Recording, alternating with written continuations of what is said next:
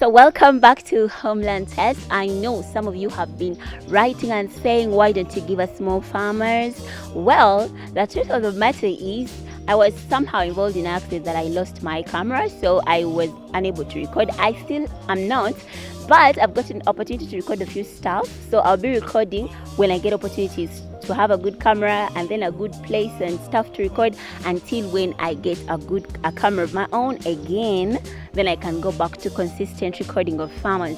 So today you're in for a treat. There is a lot that is going to be published over these next few weeks from this adventure that I'm having this today, and you're going to be able to experience it.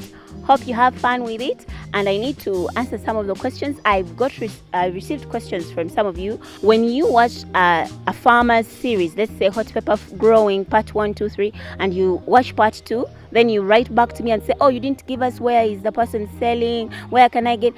It's been covered somewhere along the parts. At least first watch all the parts and then tell me, oh, you didn't cover this. Then it's easy for me to write it down and then be able to have it covered when I get the opportunity to visit that farmer. And then for some of you are asking me, how can we reach you? We want you to come and visit our farms or something like that. Well, that's easy. I have an email. It's in the about section. Just go there, get that email number. You can always email us if you want us to come visit your farm and you want to teach other farmers how to do what you're doing. Please feel free to do that. I'll be glad to. Yeah, and if you have any questions or any farmer that you want featured on this channel, please also do the same. You can utilize that email or this video. You can leave a comment. Let me know what you think. For now, on this video, I would like to share experiences with Homeland Test so far. What is it that you love about it, and what is it that you really feel you need changed about it? Going forward, I'm still going to be posting randomly. I apologize in advance.